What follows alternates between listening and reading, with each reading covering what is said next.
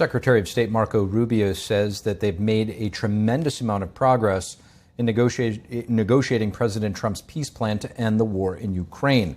That was on Sunday from Geneva. Joining me now to discuss the latest developments is Dan Rice, former special advisor to Ukraine's commander-in-chief. It's great to have you with us. So President Trump has said that something good could be happening.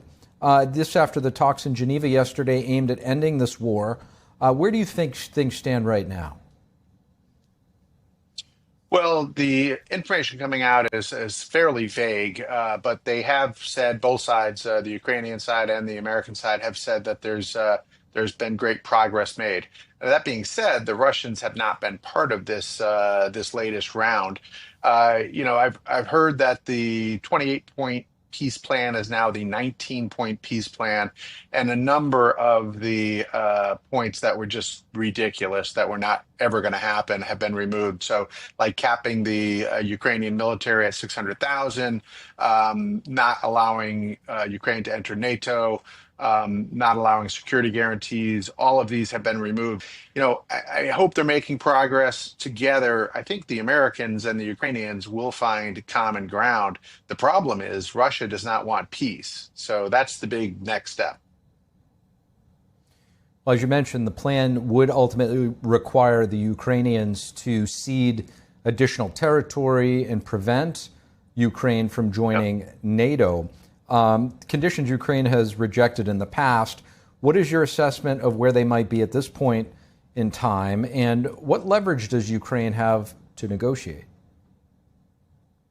Good question. Now, they won't cede land that they haven't lost militarily. So the Russian invasion has failed. So let's call it what it is. So when they say, well, our original goals were X, Y, and Z, getting rid of the regime in Kyiv, denazification, all of these things, they're just ridiculous claims from the Russians that we're an invading force, invading a sovereign country, and they have failed in their goals. So they're not going to achieve their political goals that they couldn't achieve militarily. So Ukraine is not going to let Russia decide when Ukraine has elections.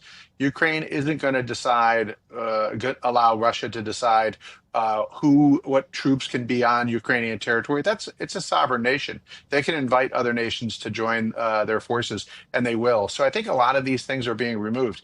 The big question is, after the Americans and the Ukrainians come to some type of peace, they will not cede land in the Donbass, by the way. The Russians want to get land that they did not achieve militarily. There's no way. First of all, President Zelensky he's not a dictator. He can't just decide on his own. He has to have this go through Parliament. Parliament will never give up land, especially strategic land. Like, there's a ring of barriers that have prevented the Russians from gaining further ground, and you're not going to give up the high ground, the strategic ground, stuff that the Russians couldn't take militarily. So that's a non-starter. So the Russians can scream from the high heavens, but they're not going to get land that they didn't take militarily. Now, they may get land that they have taken. They have 19% of Ukraine. And the big question is whether it's de jure or de facto. De jure means that we recognize it and we say they are temporarily the occupants. De facto means that they own it permanently.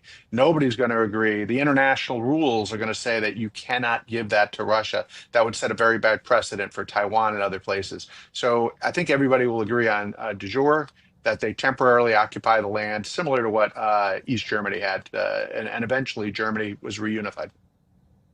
And you think that Putin would be acceptable to those terms? No, I don't. I don't think Putin's going to accept any of these terms. Putin does not want peace. Putin is on a wartime footing. His economy is on a wartime footing. If he stops the war, he has serious problems. He's got 1.3 million men under arms that are going to be coming back, that are going to be very angry that they didn't win the war, that they made all these sacrifices invading a country for a bunch of fallacies. He's got a wartime economy that can't switch from making tanks to making commercial products because there's no demand. So you've got him in a catch-22, so to speak. He can't stop the war. He has to continue it. He also doesn't want peace. He wants war, and he wants to continue war. This is his legacy. So I think he's going to say no. I think what's going to happen is you're going to have a very strong American and Ukrainian bonding. and then they're going to bring it to the Russians. They're going to say no. Now, this is yet another time that President Trump has tried to get Putin to come to the table, and he will say no. So at that point, I think we can include tomahawks in the mix of weapons, which should have been included 3.5 years ago. But I think we'll get tomahawks. And once you get some tomahawks going, these things have the range, the lethality, the survivability. They can put a tomahawk through a window from 1,500 miles. They're going to be taking out key military and key energy targets, and it's only a matter of time before Putin has to sue for peace. That's where I think this is going. Perhaps that will open up a discussion with China, who's been a major player in backing Russia. And, we've heard the president talk about the oil that they've continued to buy. So perhaps that will come to a head in the near future as well. Dan Rice, unfortunately, we're out of time. Really appreciate your perspective. Thank you. Thank you very much.